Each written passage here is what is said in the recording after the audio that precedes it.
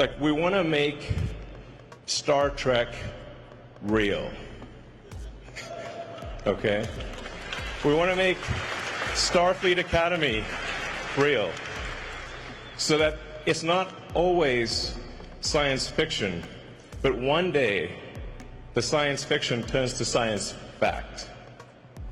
And we have spaceships going through space, big spaceships, with people going to other planets, going to the moon, and ultimately going beyond our star system to other star systems where we may meet aliens.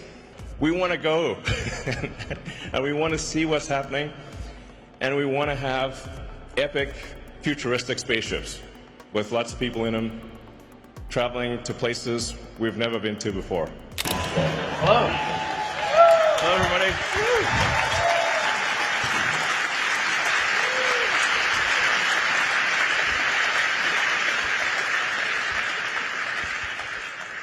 All right, welcome to Starbase, Texas.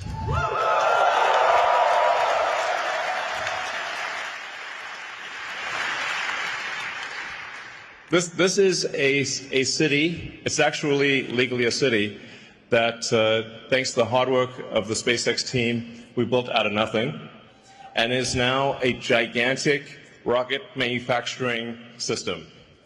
So, and for people out there who are curious to see it, we're actually on a public highway, so you can come and visit and drive down the road and see the epic hardware. So I think this is the first time that a rocket development program has actually been on a public highway. So you can come and see the epic stuff. We're honored today to have the Secretary of War, Pete Hegseth, and much of the senior leadership of the Pentagon here. It's an honor to have them visit. We just did a tour of the factory, and I think it really helps illustrate how manufacturing and manufacturing at scale is critical to the strength of America. So, and I'll tell you a little bit just about the purpose of SpaceX. It's like, we want to make Star Trek real. Okay? We want to make Starfleet Academy real. So that it's not always science fiction, but one day the science fiction turns to science fact. And we have spaceships going through space, big spaceships, with people going to other planets, going to the moon, and ultimately going beyond our star system to other star systems where we may meet aliens or discover long-dead alien civilizations. I don't know, but we want to go, and we want to see what's happening, and we want to have epic, futuristic spaceships with lots of people in them, traveling to places we've never been to before. Yeah, that's that's the goal.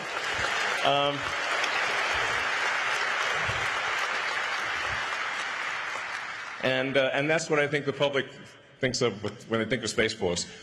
So, on that note, I'd like to introduce the Secretary of War, Pete Hegseth.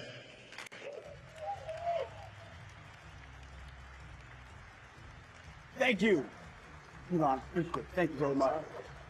How about this? Star Trek real. Star Trek real. Appreciate it. I love it. Well, what a tour. What an opportunity to be here at Starbase, Texas, with Elon and the SpaceX team. There's nothing like this in America. There's nothing like this in the world. And what you have built and what you will build here is a testament to the strength of American ingenuity and American invention. So I want to thank all of you, all the folks out here, for having us today. Elon, thank you so much for hosting us, for what you've built, for the vision you have for this company, the vision you have for our country, the vision you have for American innovation. I could not think of a more fitting venue to continue our Arsenal of Freedom tour and to outline today the future of technological innovation at the War Department. Those of you here at SpaceX will appreciate this, knowing that as World War II was ending, the Secretary of War and Secretary of the Navy wrote to the National Academy of Sciences and declared that scientific research was essential to our national security. To ensure continued preparedness, they wrote, the research scientists of the United States must be called upon to continue in peacetime some substantial portion, that of which they have made so effectively during the stress of the present war. The competitive time element in developing those weapons and tactics may be decisive in future conflicts. You see, those secretaries of war and Navy many decades ago recognized the importance that innovation and readiness holds for our national security. They knew what was at stake, the very freedoms of the country we hold dear. All across the United States today, extraordinary innovation is unlocking new possibilities for freedom, prosperity, and security. Now, the question before us is not whether or not the most powerful technologies of this century will reinforce free societies. Is it going to reinforce our free societies, or will that technology be shaped and twisted by malign regimes that seek to use those technologies for control and coercion? You see, over the past several months, I've talked at length about the challenges we face in transforming the War Department to address current and future missions, all in service of meeting the needs of the 21st century warfighter. I'd like to think we've already made dramatic progress in the Pentagon's culture by reviving the warrior ethos, and we're moving out quickly in transforming our acquisition ecosystem as well. But today is about how we supercharge innovation at the War Department for the era ahead. Innovation is happening at a pace we can't even foresee, and we need the entire enterprise, our enterprise, to embrace the urgency required for this moment. Since the end of the Cold War, the defense industrial base in our country has consolidated. This makes it difficult, if not impossible, for new creators of technical innovations to win business at our department.